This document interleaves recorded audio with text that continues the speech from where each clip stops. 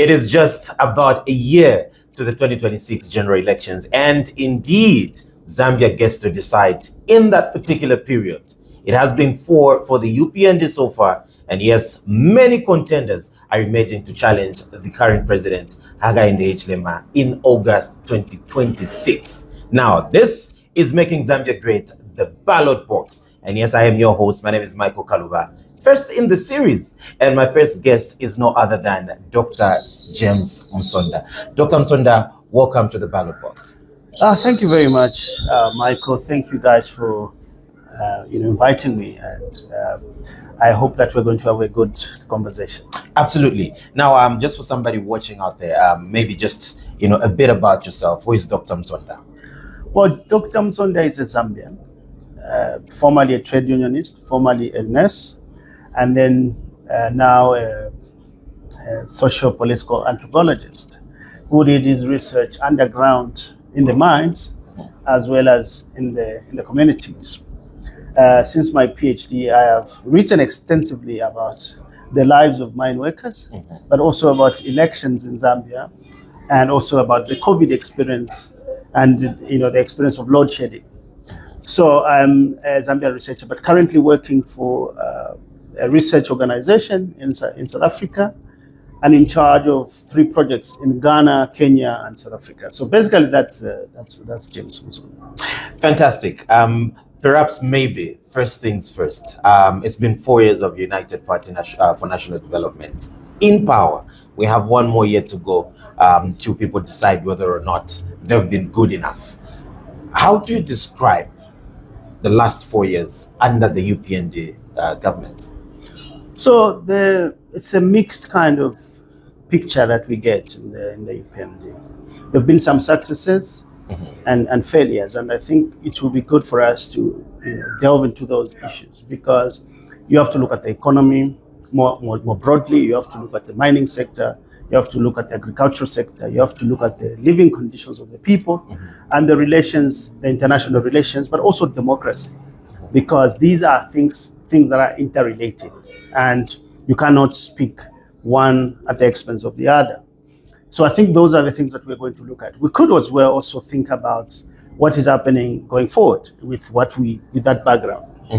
Okay, so I'd want to put you on the spot. When you put all these things together, governance, international relations, living conditions for people, the economy, out of a scale of 10, what score would you give the UPND? I would give the UPND 4.5. And I've heard some economists who are giving them the UPND 9 out of 10 or anything like that. I think the problem is the weighting. When you are measuring, you should ask yourself, if we have 10, do all those 10 parameters have the same weight? For example, the cost of living should have maybe a score of 3. And therefore, if you remove that 3, you're already remaining with 7. If you talk about the mining sector, which has been a disaster, it should have a score of 3 as well. Why? Because the mining sector provides the most revenue and the highest export earnings. So if you remove all those, you're already at 4. So I think the problem has been in the scale where you equally give all the 10 parameters the same value. So if you talk about education, for example, it should be given 1, because Mwanawasa introduced tuition-free education. Tuition-free, and that's very important from primary school. So the UPND brought it to secondary school. But also when you look at what has happened on the side of the cost of living, how much does it cost today for a child to travel from Usakile to Helen Kaunda? It costs even more. So they were paying 200 kwacha that time per term, and now they were spending maybe 200 kwacha or 300 on transport. They are not paying any tuition, but they are spending 1,000 on transport. So I think those are the kind of things that we need to say, okay, when we are evaluating a government, we should not assume that the scores are the same. Let's talk about load shedding. The UPND is not the first government to have had load shedding. The Patriotic Front had load shedding in 2015 and 2016, like that prolonged period. In 2019 again, the PF had load shedding, but also they had COVID, where trade restrictions undermined economic growth. So those things have not really been exactly fitting neatly with the UPND. There's been no load shedding. There's been no COVID under the PF, but there's been load shedding.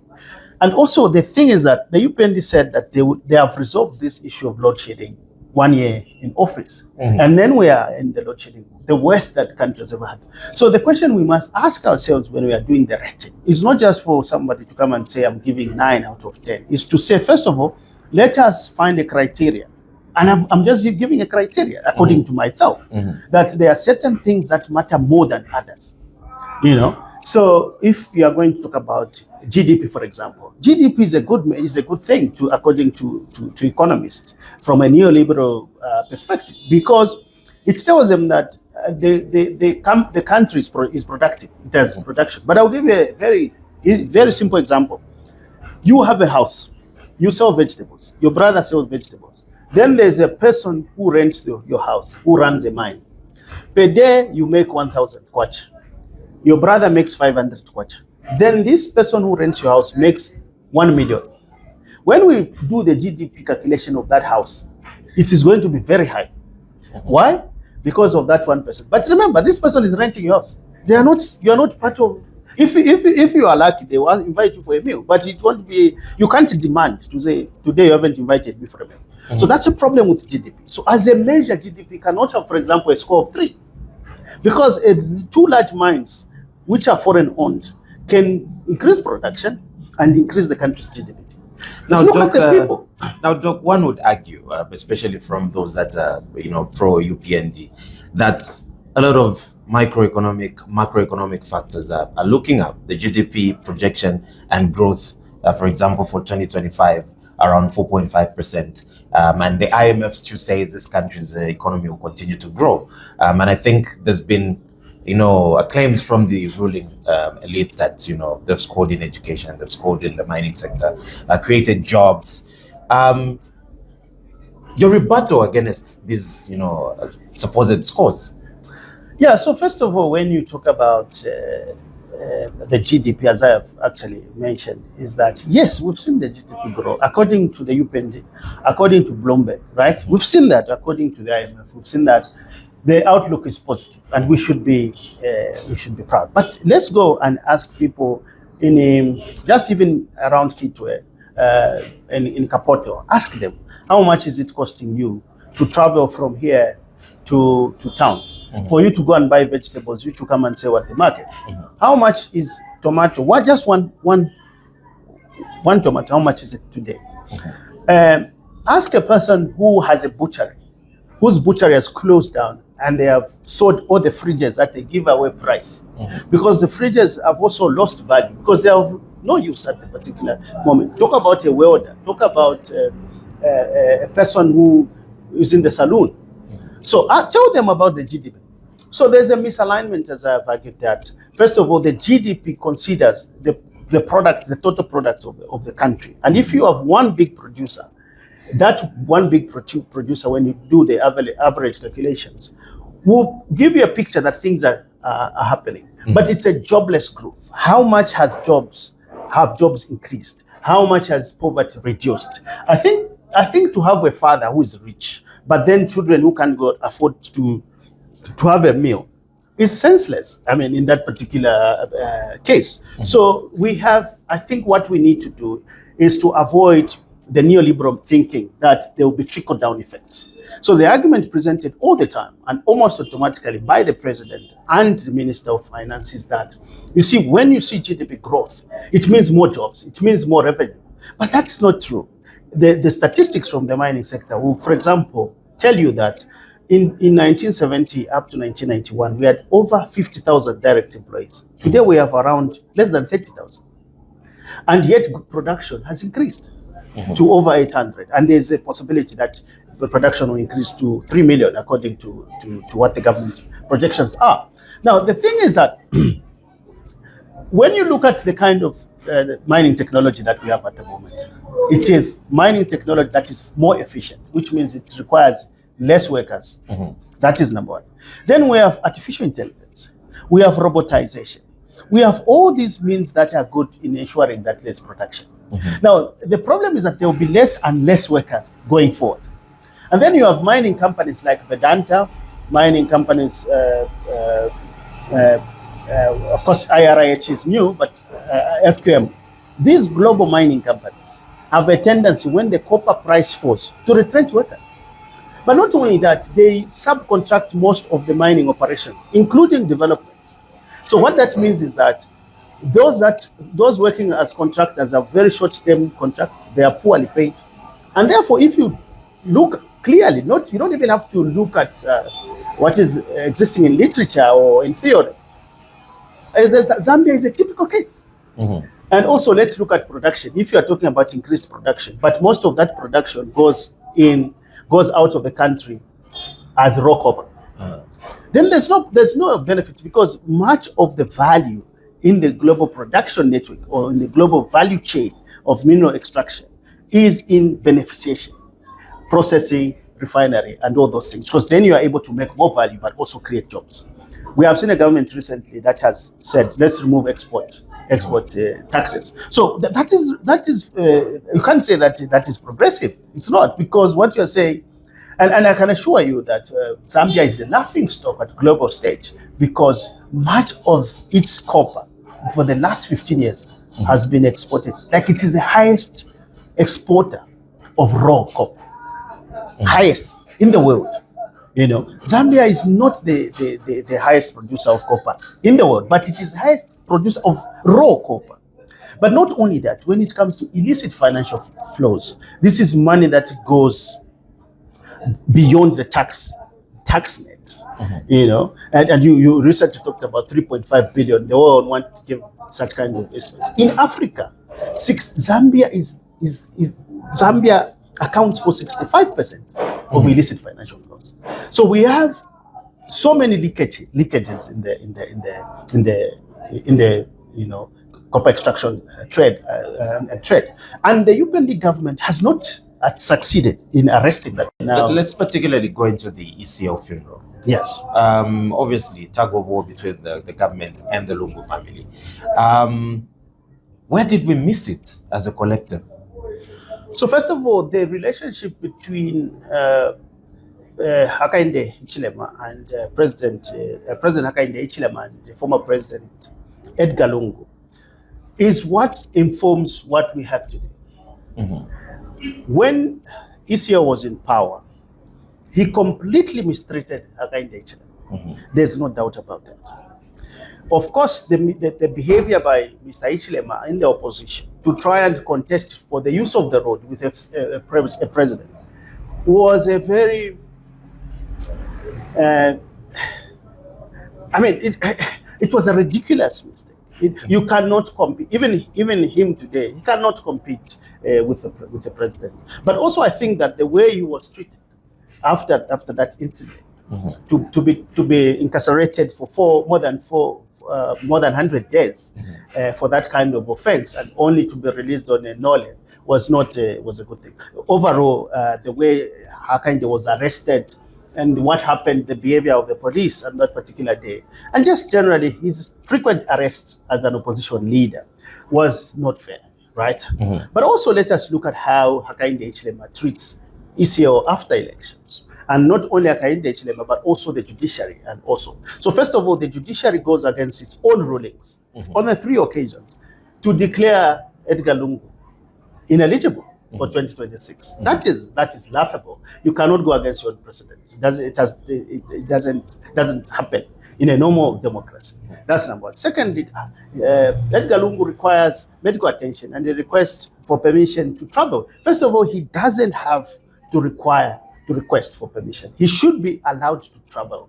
Okay, so he is prevented. And today they are saying that, look, I should, he said it himself, if I was allowed, maybe I would not, he said something like, if by stopping me, it's like they're telling me they want me to die. They're allowing me to die. He said I'll die a very, very sad person under the circumstances because I'm restricted. So on 3 occasions, he's prevented. And then he sneaks out of the country. They fire the people that facilitate his travel. And then he goes there. There's no care that is provided to, not even a call by the president. I mean, this is based on what we are getting from the family. But also then the president cuts short the national money because there's disagreement on very simple terms. And the term is just simply the president not to view the body or the president not to be anywhere near the body, which is, according to the family, the wishes of Edgar Lungu. So what I expected was just the president to remove that simple impediment. Yes, you can argue that the family of Edgar Lungu are not reasonable. You could argue if you want. I mean, that's what we're having from the UPND cadres. They are unreasonable. But if you know that they are unreasonable, what is more important? Is it disciplining the unreasonableness of the family who are already mourning, whom you know, whose relationship are inflamed, first of all, by the treatment of their father or their husband, but also that the same family that we're talking about, rightly or wrongly, is in court for various cases that they are on. So they are already inflamed. So, and also in Bemba, in our tradition, we don't expect a person who is mourning to be reasonable anyway. We expect them to start becoming reasonable after the funeral. So I think for me, all this money that we are spending, all this global attention that we are bringing, over the battle over the body is unnecessary. I think even after the ruling, what the president could have said was that, okay, I know what the ruling is saying, it's empowering us to get the body, but I will not do that. I will go with the initial plan that we had with the family, the initial agreement. Because also, if you look at the ruling said the family of the Lungu family was saying there was no agreement. The government was saying there was an agreement. And the court found that, no, actually there was an agreement. So in other words, they said, the Lungu family, you are refusing that, you are denying the fact that there was an agreement. There was an agreement. So what one would have expected was the court to say, you guys, you had an agreement. Go by your agreement. Rather than saying, the family, we are going to use the Zambian law. Because there's no law in the Kaweche case being referred to. It was a request for judicial review, which was denied. So there's you can't call that law, you understand? But I think that other than all this, what we just need is a situation where the president calls the family. I see that the ruling empowers me. It's fine. I will not attend because I have tried my best to do my duty. I will delegate someone. We've seen this. Okay, let's assume the president is sick when the body arrives. Is he going to be taken from the bed to go and preside? There's no law that says that. So for me, I think that has created a lot of problems. If you see debates even on Facebook, even just in the community, people have become hardline supporters of the Lungu family, the PF on the one hand, and hardline supporters of the UPND, such that there is no middle ground. And you see, we've seen a situation where now people are talking about accusations of ritual activities on both the Lungu family. Someone say, why don't they want people to see the body? And on the other hand, they are saying, why does the president insist on seeing the body, even when it's unwelcome? I think there must be, leadership must say, okay, fine. I know that the precedence is that I should, as president, I should preside. But the family don't want me. But not only that, we have seen that the family, the government, the president, the first lady, the cabinet, there's no evidence that they have reached out to, even says, personal call to the Lungu Esther family to say, call Esther, my condolences about that. I would like to attend your funeral, but if you don't want me, it's fine. I can send my wife, or I can send my vice president, or anybody else. So you see, you are trying to give a dignified funeral to somebody who you have no contact.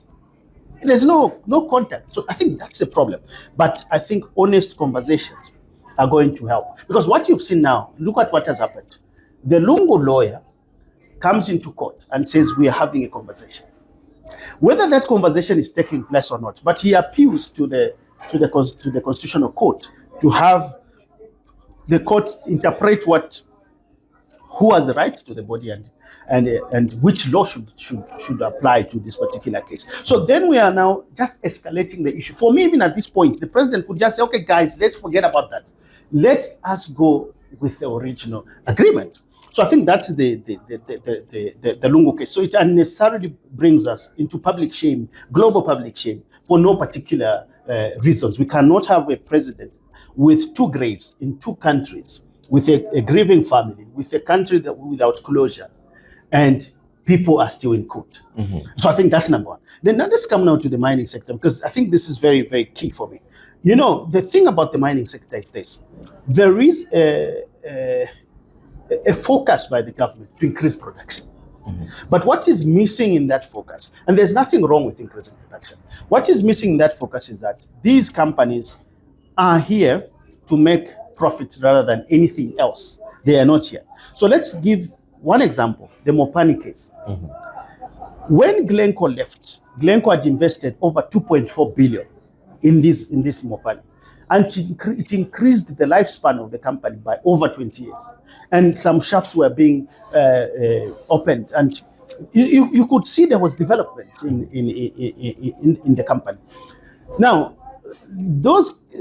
Glencore was also a trader. They are interested in money. And they see that we are going to an election. There is COVID and there are all these restrictions. And then they threaten to pull out. But if you think, you can understand that Mopani copper mines is one of the most expensive mines to run because it's waterlogged and you have to be pumping water even when you're not producing. So it could make sense from that perspective that they will say, we want to leave. But you know, the government tried to say, okay, we have 15,000 workers, 5,000 directly employed, over 10,000 contractors. If we close the mine and already 5,000 had already been, their contracts already terminated, and we are in an election period, this will be a disaster. So there was political interest in that. But also there was national interest because those families are going to suffer. But I think the biggest problem was the deal of the 1.5 billion. I think on my part, as I wrote and talked about it during that time, it was excessive in the sense that. So that was a blunder. Then the UPND, the PF was tried to illegally take over KCM. That was another blunder. But this is not to say that Vedanta was doing the right things. We all know how Vedanta was violating the mining operations, putting shafts, processing plants where you're supposed to have a shaft, completely disrupting the structure of the mine, depending on concentrate rather than production, you know, not creating lead time. You know, normally you have to have lead time where in case things go bad, you can continue mining for 1 year. So you have to develop the shafts, you know, so that you can mine for 1 year. It was just leaving a lead time of 3 months. Means if there's a problem, they would reach a dead end and they stop producing. So that was threatening jobs. It's a company that was threatening to retrench all the time. It's a company that was subcontracting companies in Zambia and then giving them very low in terms of money to the point that they cannot hire workers on a permanent basis or even pay them decent wages. So it was a disastrous company.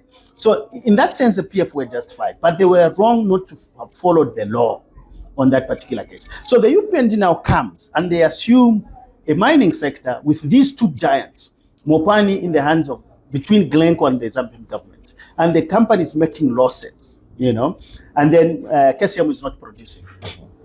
Now they come, the UPND come and say, we are going to bring back the mines, and they've done that. They've brought back Mopani back on board. They've brought KCM back on board. The question is not bringing them back on board, but the question is how these mines were brought back on board. So here's a company, as I said, which had 2.4 billion investments over a period of 20 years by Glencore. So you can say that it is worth this amount of money, even if you don't talk about, because this is just investment, right? They've put in new money. They've put in 2.4 billion. And it also means that there's some value existing because this is new money. So there's already some assets that is existing. And then the government comes with IRH. And they give this company for free. 51% shares. There's no money as it is. And I want to challenge the Minister of Mines or the President himself to tell us how much money IRH paid to get Mopani, 51%. So this company is given free 51% shares. But then this company says, I will pay the debt. We will negotiate with Glencore, reduce the debt. Then I will pay that debt. But then it will be a debt owed to the Zambian government. So we assume that debt ourselves as a country. The terms of that debt up to now, we don't know. You know, but let's assume for God's sake that IRH wants to sell the mine today. It got 51% shares. It can sell that mine at 2.4 billion. That would have been free money. That is money stolen from the Zambian people. So the mining, if you followed the proceedings, the Minister of Mines was asked to say, what happened at Mopani? He couldn't. He said he even said, "I have a flu." He could not respond. He could not. Up to now, he has not responded. But what we've seen is that shares have been transferred from. And when you transfer shares, it means you give the value of the company and ownership to that particular person. So if IRH wants to go, they'll sell. But also, that's one aspect. Second, IRH did not come here with any mining experience. The company was recently registered. So how do you entrust a company that was just recently registered? Thirdly, this company comes from these Arab countries, where it's very difficult for you to go and know the structure of ownership of the mines. That's why some people have argued that some of the owners of this mine, those could even be Zambian, because there's no transparency about that. So I think that's one issue. Then fourth issue is, how did IRH come to become the winner of the bids? Because we saw that there was bidding process, and several companies had applied and they had presented their proposals of how they were going to run the mines. Then all of a sudden, from nowhere, IRH is given this contract. And there have been issues around how the procedure aspect, which is the fifth aspect. Did you follow procedure of how to transfer ownership? All these are raising questions. Let's come to Vedanta. Vedanta promised. First of all, Vedanta writes an open letter to the Minister of Mines. Mm-hmm. He doesn't write to the president. He writes an open letter. They leak that letter to the press deliberately. Who responds? It's the president. First of all, there's disrespect there by the company. They don't respect us. But the president comes quickly and says, okay, we've heard what Vedanta is saying. We are removing the case from the court. And then all of a sudden, the president, remember, said we are not going to give Vedanta, we're not going to give KCM back to Vedanta. But we've seen what has happened. Today, even the pro-Vedanta protesters are complaining about the company. The company promised everything. But also let us now look at what has happened in terms of the trickle-down effect that the president is always talking about, the Minister of Mines is talking about. You live in Quito, I live in Quito. 400 million has come into this through IRH. Maybe 1 million has come, maybe $400 million. Maybe $1 billion has come to KCM, maybe, according to what we are told. But look at a town that has received that money. Look at the living. If you go to Usakile today, that's Usakile, which hosts Mopani mines. All the bars are closed. All the shops are closed. People are just selling vegetables along the road. And I'm giving you an ethnographic argument. It's not something that you can drive through Usakile today. Drive at 6 p.m., 8 p.m. and see the life that is happening here. The houses have now been turned into shop-ins where people are selling illicit beer. This is what we saw in the 1930s when the mines were just developing. That is where the mining towns have gone back. If you see every house has got a barber shop, has got a saloon, have got a butcher. Why? It's people because they're trying to supplement the wages for those that are working. But even those that are not working, that's what the means of survival. But there's no power. You understand? There's no power. The PF had load shedding in 2015 and 2019. But they managed that situation in a way that people had power. Just on that, Doc, over the load shedding that the country experienced, especially in 2019. Yes. I think one of the ministerial statements to Parliament recently revealed that, under that deal, the Zambian government still owed the government of Mozambique close to $300 million US dollars for the power that the country imported from that country over that period. Currently, I think according to what is on record, is that the country is, yes, importing a lot of power to supplement, but this is on they're paying for this power. Could you then say, there was a bit of mismanagement, even as people had power, but the government did not pay for that power back then? No, I think there are two things here that we need to think about the government. The government is not a business. Mm-hmm. The government is not a business. The government is like a parent. When you are a parent and your child is involved in an accident, are you going to say that I have first to sell, make a profit, then take the child to the hospital? You have to take the child. If it means borrow in order that you save the life. If you look at the component of subsidies, for example, mm-hmm. Subsidies should not be seen like a problem because people pay taxes. Whenever people buy bread, whenever people buy sweets, they are paying taxes. Whenever people buy airtime, they are paying taxes. Subsidy is something you give back for those people who pay taxes, especially during a crisis. So when we have a crisis such as load shedding, there's nothing wrong with you borrowing in order to sustain the livelihoods of the people. Because if you check, most of the people depend on these informal. 90% of Zambia's economy is informal sector in terms of employment. And therefore, what you need to do is to borrow. The problem that happens is that when you borrow, but then you mismanage the money, that is another issue. But that needs to be examined and explored. In the case of what happened in the case of the PF, it is exactly what happened during Kaunda. Kaunda inherited an economy with only 100 graduates to run a country of 4 million people. And there was no money. In the first 10 years, of course, there was money from the mines, right? But then after that, the global copper prices went down. The USA raised the tariffs on debt, the interest rates on debt, tripling the debt in a day. And then there was the fuel prices. There were wars in Angola, in Mozambique, and Zimbabwe was restricting us to pass our copper to the ports. So we had all these kind of problems, and Kaunda started borrowing. And that kind of borrowing should be justified. You understand? That borrowing should be justified because we have a crisis and we have to sort out a crisis. We cannot manage a country like a business where we say, no. If we have this problem, first we have to wait for the sales. And then after we get the sales and we make the profit, then we have to make a calculation. How much goes to this and how much? We cannot do that under a crisis. But also look at the 2019 situation. It's not just the drought that is happening there. There's also COVID-19.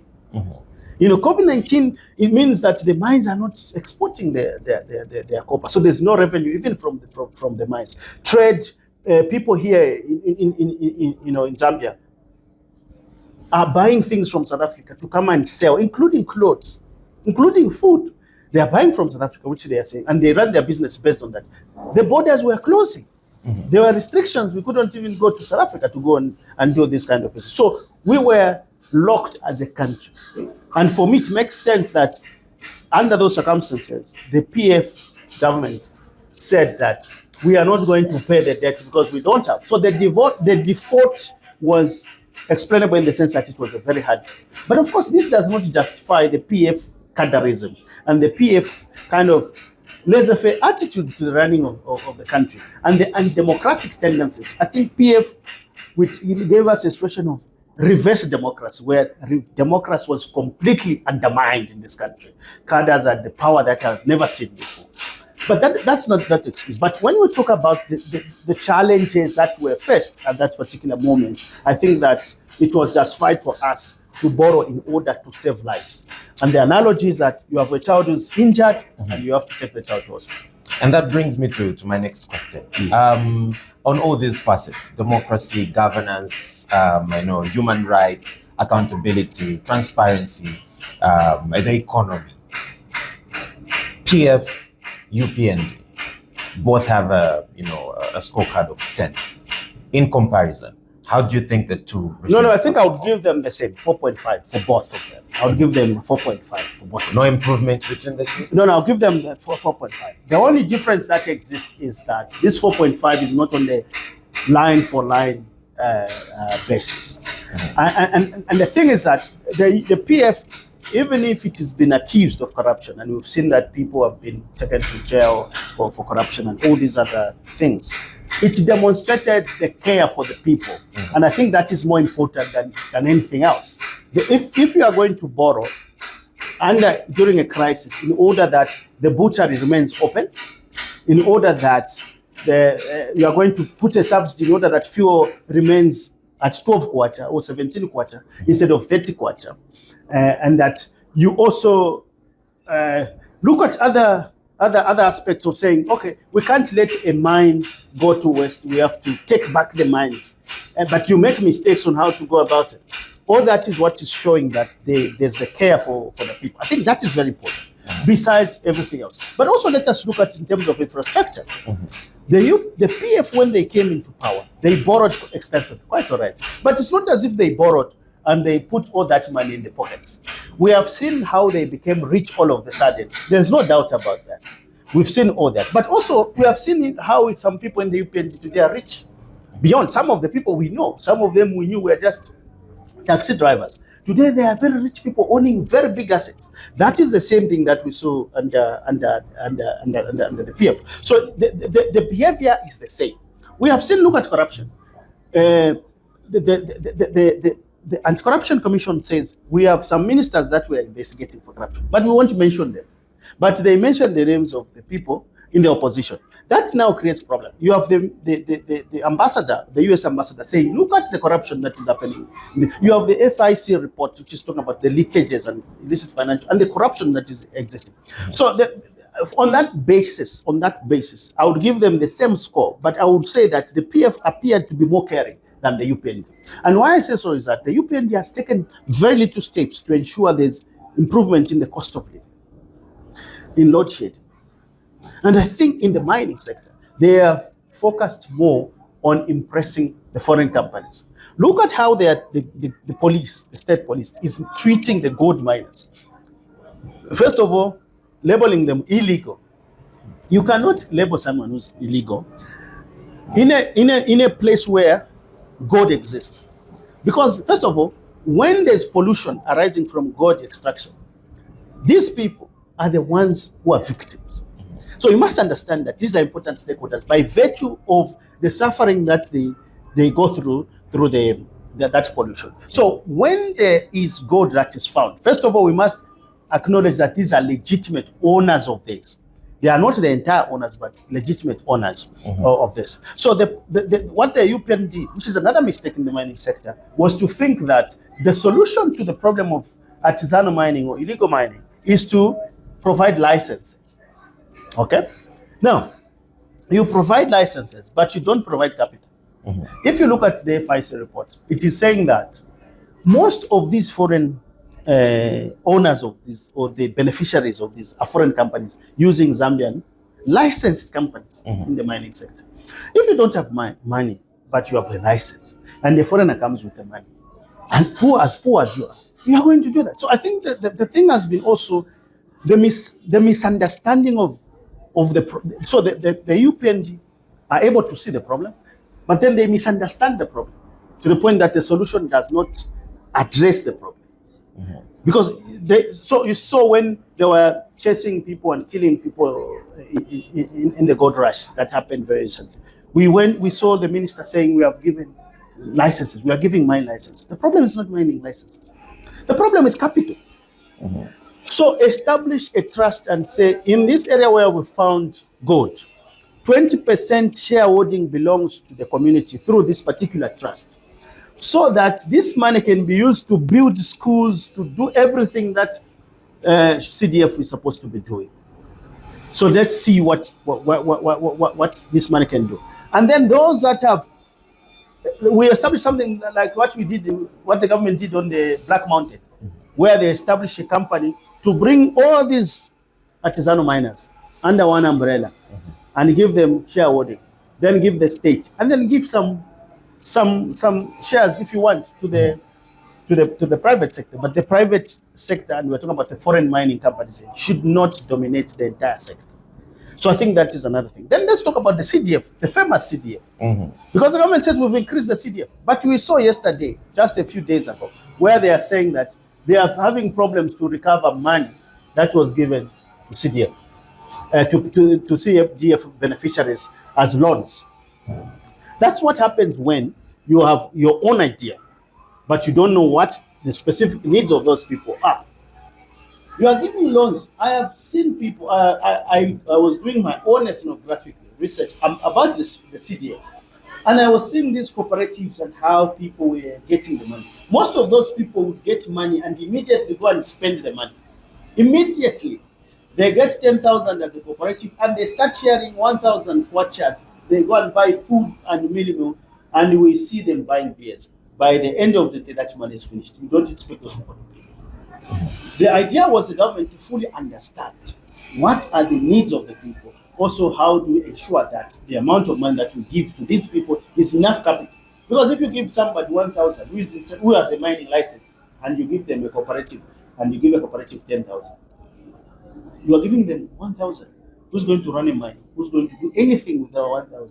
Even if you are talking about chicken rearing, how can you rear chicken in 1,000? Yes. So there was no modalities. There was just money that was given for free, and I am not surprised. As I had mentioned earlier, that the CDF is a careless strategy, because it's not going to bring us anything. All the cooperatives that were developed, none of them have been productive. I want to challenge the Minister of Trade to tell me at least one cooperative that has employed people, that has made money, that has succeeded in surviving in this harsh economy, especially given that there's load shedding. Because if you say we give you money for rearing chickens, but and eggs, for example, or whatever, but there's no power. So you are kicking yourselves in the back. You are putting measures in an economy that does not allow for the thriving of the small scale entrepreneurs. So when you look at the laughable Bloomberg statistics, you start asking yourself, okay, the economy is growing, no doubt about it. But where is it growing? Where is it growing? Is it growing in the pockets of IRH, in the pockets of the doctor, in the pockets of FPL? But what about in the pockets of the poor Zambia? People have parked cars, those that got cars on loans. They've parked cars. They also look at this, what is happening. The cost of living is going up, and the cost of borrowing is going up. The government also wants now to borrow from the same market where you, as an employee, borrow from. So they are denying the money available for the local people to borrow from, so that they can invest in any businesses. So first of all, there's this high cost of borrowing. You are borrowing very expensive, and you see the loans. The debtors are put in a situation where the loans are flexible in terms of interest. The bank can unilaterally increase the cost. Immediately, global economic fundamentals change.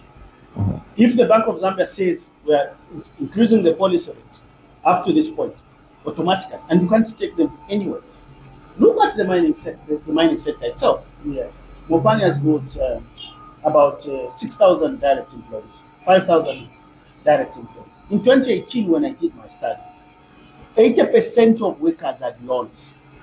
And starting from 2015, those loans were as high as 40%. 35%, 37% of the money that was going into the bank was going towards pension. The other 37% was going towards debt repayment. So we're talking about 70% of the money already taken out. The money that just goes in the bank for salaries. You remove 37% towards pensions and all this. The next 37% was going to debt repayment. So 70% of the 30% is what workers were getting in their pockets. The aim is to make Zambia great, and this is the ballot box. You're still on it, and I am your host. My name is Michael Kaluva. Still with Dr. James Msonda, our social and political anthropologist. Now, Dr. Msonda, just before we went for that short break, we were talking about everything to do with, the country's economy, the mining sector, mistakes that the UPND could have made and how they could have done better. Now, we just have under 1 year to the general election next year. What is your analysis of the state of our opposition currently? So, over the last 4 years, the UPND has done everything possible to destabilize the opposition. And evidence suggests that almost all the leaders of the opposition are facing one case or another in court, justifiably or not, or otherwise. So that's one aspect. And we have also seen how the biggest opposition since 2021, which has been the Patriotic Front, dismembered and destroyed by the government. First of all, it started with Joe Malanji and Bowman Lusambo. We saw how the government, even despite the court rulings providing contrary directions, the president continued to campaign, and they went ahead toward elections without Bowman and Joe Malanji. So first of all, that was like literally grabbing the seats. We have seen how in Fuwe now, there's a ruling. The incumbent was found guilty but appealed, and the government went ahead to still the PUPND and the Electoral Commission of Zambia went ahead to conduct the elections, and they took the election. So we've seen how the UPND, working with Mao Sampa and Chabinga and all this group, wrestled the party from Edgar Lungu's group, and went to change the names into the other colleagues.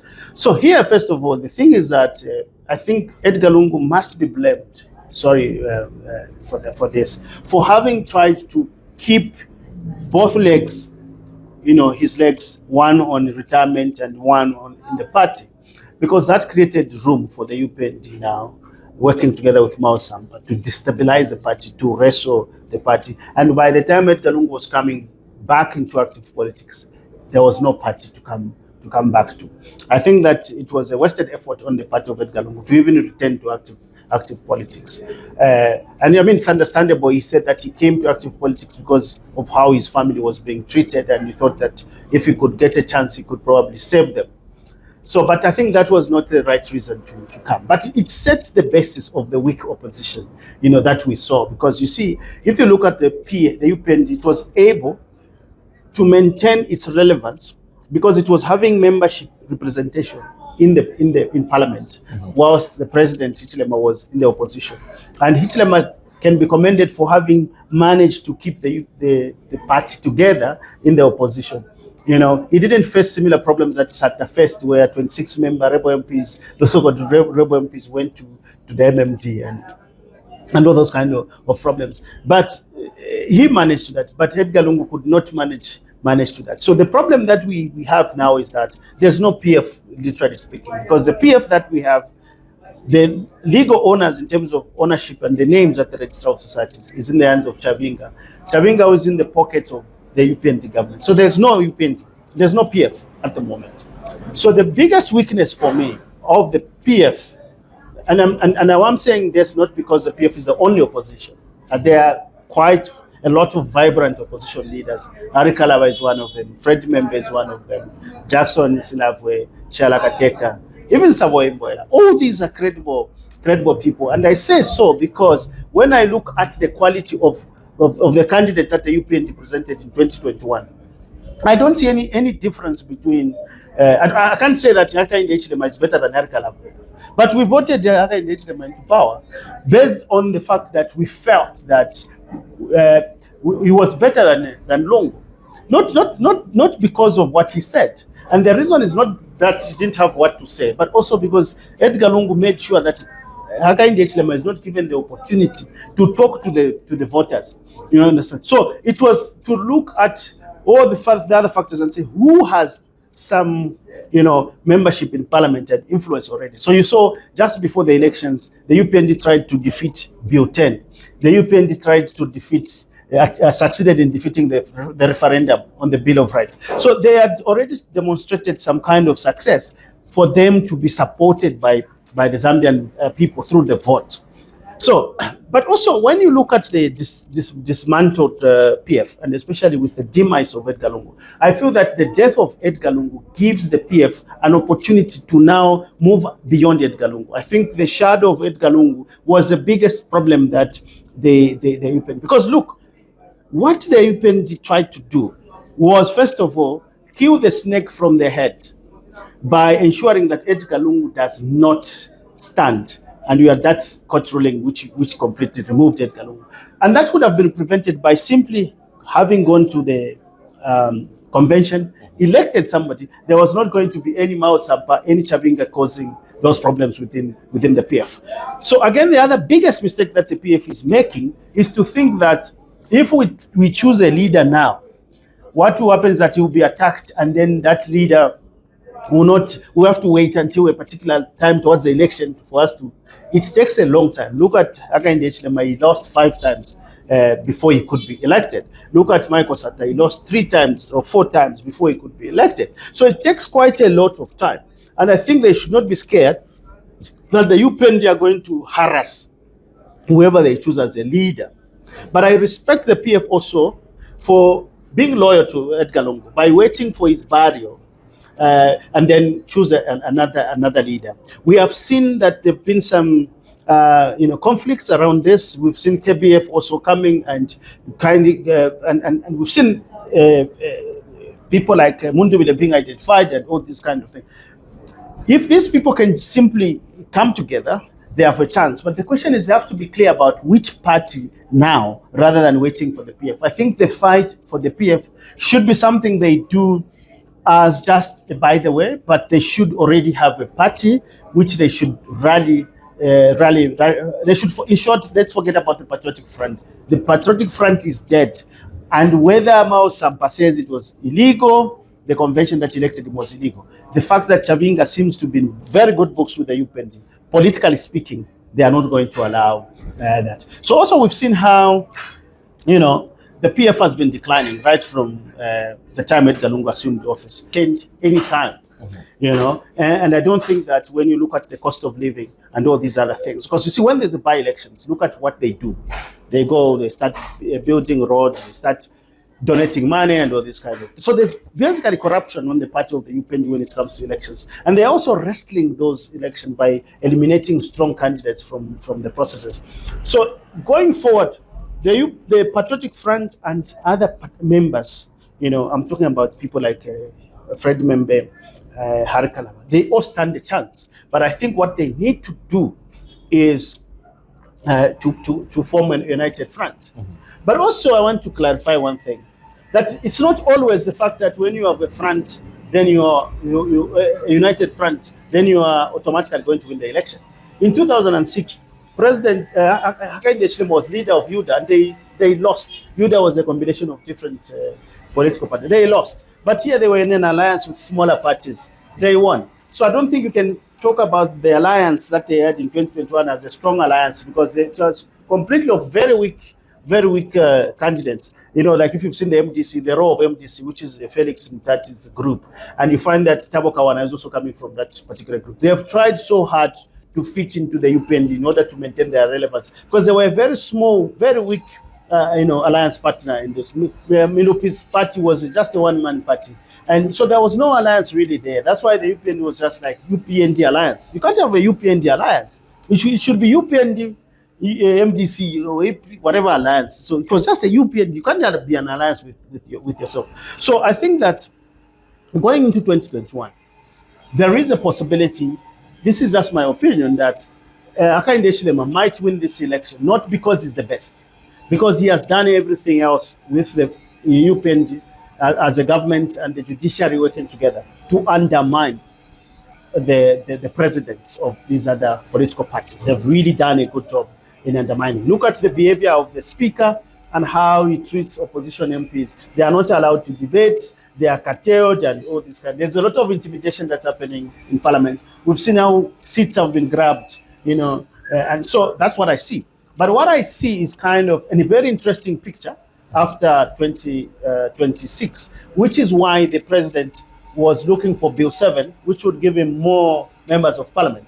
I see a situation where most of the UPND MPs, except in Southern Province, maybe Western and Northwestern Province, and I say this because for the last 5 elections that Hakainde lost, except for 2006, the people of Northwestern, Western, and Southern overwhelmingly voted for the UPND and Hakainde Hichilema, and the members of parliament from UPND won those seats. So I see them, they repeated that in 2021. I don't see them changing in 2026. So that is likely to continue.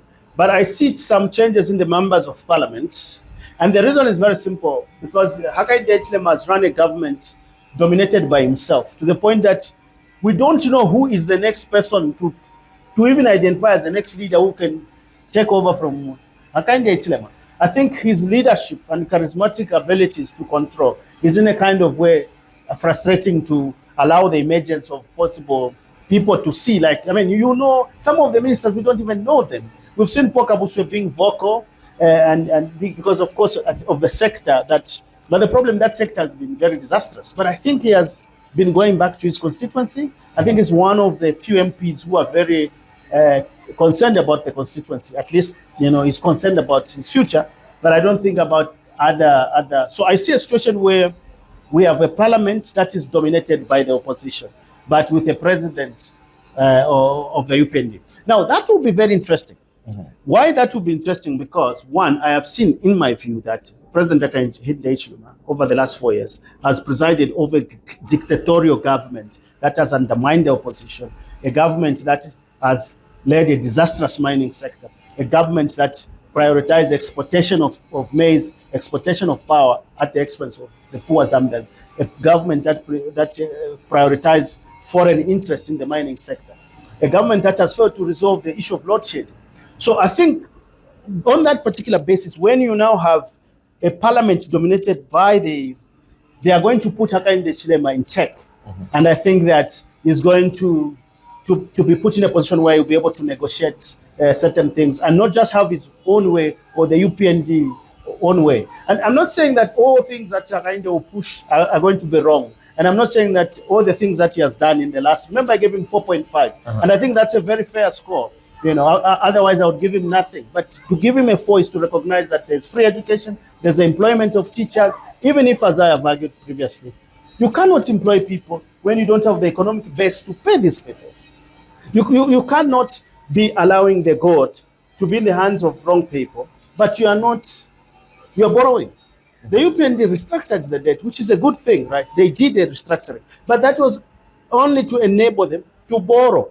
The debt has gone over 20 million now. They found it at around 14, 12. So when you restructure the debt in order that you borrow, you are not building an economy. So the economy is still on the sand rather than on firm ground. So for me, the picture that we can see, even if these opposition leaders do not succeed to remove Hakainde Hichilema, I think it will still be good to have him win the election, whichever dubious ways that he can win, if that's what it will take. But we'll see anyway. But I see also him struggling to get 50 plus 1. But I see still that Hakainde Hichilema is likely to win the election with a parliament dominated by the opposition. Now, let's assume the opposition were to win an election, the presidency. They will still have a similar picture where they have a very lonely president with a mixture of the opposition and the UPND, because the UPND is still going to be, even with an opposition party president winning, the UPND is still going to have a very significant presence in parliament. So I think for the first time we're going to have a more balanced political arrangement, structure, in architecture in the country post 2026. So I think 2026 is a good opportunity. 2026 going. First of all, it will allow to check the powers of Hakainde Hichilema as a person, but also Hakainde Hichilema as a president. Presidents in Zambia enjoy so much power. So if there must be this ability to check on the powers of the president. Is the opposition ready now to unseat? As we stand now, the opposition is not ready. As we stand now, okay. But what will determine the readiness of the opposition is not the opposition parties themselves. It is the frustrations of the Zambian people. To what extent are the people frustrated with the UPND government? I see a situation where people can vote for anybody. Just like we did in 2021. People voted for Hakainde Hichilema not because Hakainde Hichilema presented any proper plan. He had presented a 10-point plan which was challenged, and it was not concrete on how it was going to deliver. And then you see the poorly written manifesto with typographic errors, with pictures imported from different places that could not articulate, for example, what it was going to do in the energy sector properly, in the mining sector properly. So he was elected anyway. So it was on the basis of the frustration that people had with the Edgar Lungu Patriotic Front. So that would determine this. But to be honest, from my own honest perspective, I don't see any of the president, not because they don't have the qualities, but because of the practices of the UPND government, which continues to undermine democracy by ensuring that they are not allowed to campaign. They are not allowed to practice their politics in a fair manner. All the time, they have to be arrested, they have to be sent to jail, and they have to be in court. Because you see, every court process means that you're spending all the time with the lawyers and also all the money with the lawyers. So that diverts attention from political party mobilization.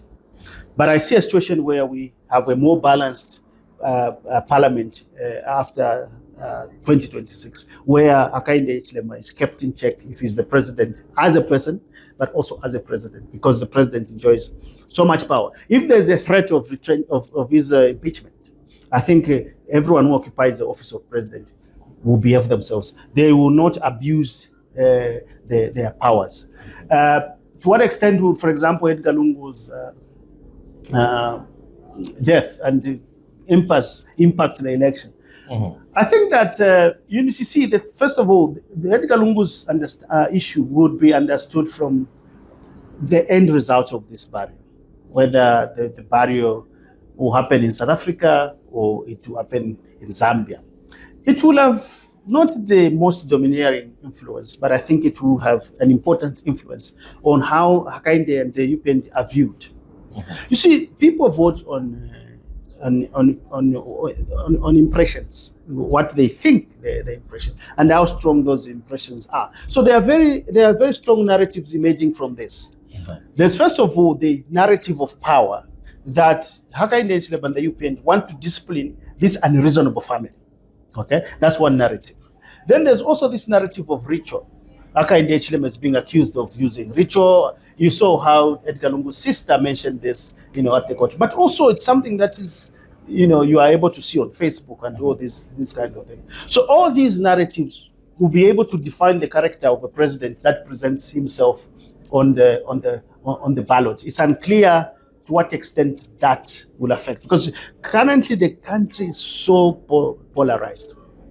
People have become hardline UPND, people have become hardline PF and others, to the point that whatever the UPND says, if you are PF or opposition, it is wrong, even without engaging with the merits of that argument. Mm-hmm. Similarly, whatever the PF does is wrong, to the point that we are failing to even reason on simple issues to say, if people don't want you at the funeral, for example, why insist? But also, why are you insisting that that person should not attend at the funeral? And we are saying that these are the points that are holding us apart. Really, as a country, we should move beyond this kind of thing. But it tells you the tensions that are in the country.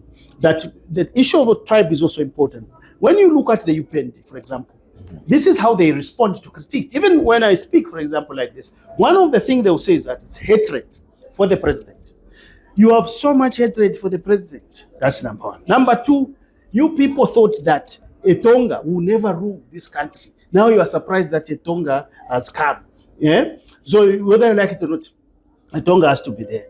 And the thing is that is a baseless argument, because if you look at the elections that had happened, and numbers don't lie, from 2006, Hakainde Hichilema contested the first election following the death of Mazoka in 2005. The people of Southern Province, people of Northwestern Province, and people of Western Province, with the exception of just 2006 itself, they've consistently voted for Hakainde Hichilema. But Hakainde Hichilema never won an election. It's only when other provinces decided to support Hakainde Hichilema that he won. So there's nobody who thinks that Hakainde Hichilema, because his Tonga, was not going to be president. Because 2.8 million people is saying, we want Hakainde Hichilema. Whether Hakainde Hichilema was the best candidate, or whether Hakainde managed to convince the people, or it was that he was the only alternative given how people disliked Lungu, is something that we can discuss on another occasion. But the fact is that it's important for the UPND to stop this tribal politics, because by them invoking that argument, they're actually practicing tribalism. Because there's no vote that has shown to say, let us vote to see how many people hate Hichilema because he's Tonga. And also Hichilema advances this tribalism himself when he says that no president has faced such kind of backlash on the constitution. We saw how when Chiluba tried to change the constitution for a third term, the horses rose. We saw how the UPND itself rose against Edgar Lungu for the Bill 10. We've seen all these things in all the government. So for him to claim that I'm facing resistance for being Tonga is actually the worst form of tribalism. And I think for the country to heal, the government and the president needs to shift from that narrative and continue to talk about one Zambia, one nation. Where we are as a nation now, we are at a boiling point. And we are at a tipping point that anything can happen in a context like this, because there's so much hatred, there's no doubt about that. But it's not hatred directed at Hakainde Hichilema. Even when you check at the way Hakainde Hichilema treated Edgar Lungu and vice versa, you can see revenge and hatred there. You know, hatred and revenge that goes up in the grave. And that will tell you what needs to happen is a proper reconciliation. I think that it should start from the Lungu family and the Hakainde family. The Hakainde family need to take steps, even if they are taking the Lungu family to court for the offenses. I believe that if people had stolen money and they have money they cannot account for it, they need to account for it. And if they have stolen, let them be held responsible. I have no problem. But there must be a point where there's genuine reconciliation, and this shouldn't mean forgiving them for the alleged offenses. Let them be given the opportunity, a fair opportunity, for them to respond to the cases that have been brought. But otherwise, the Edgar Lungu is not a small issue. It's a very big issue, and it's dividing a lot of people. If assuming those 1.8 million people who voted for Edgar Lungu are still alive, and there are a few people that have shifted from the Hakainde Hichilema camp to this party, it means that the number of people who are on Lungu's side are significant. But we shouldn't have this situation where we have people here and people there. 2026 is certainly coming, and issues from governance to human rights, politics itself, and the economy, livelihoods, all taken care of and spoken about right here on the ballot box. My guest has been Dr. James Msonda, a social and political anthropologist. Dr. Msonda, thank you so much for being our first guest on the ballot box. Thank you very much. It's a pleasure. Wonderful. And to the next episode, our first in the series is done, and we will see you next time. Make sure that you subscribe to our YouTube channel. Make sure that you follow our Facebook page and any other platform that we will be publishing our interviews. My name is Michael Kaluwa. Until next time, make Zambia great.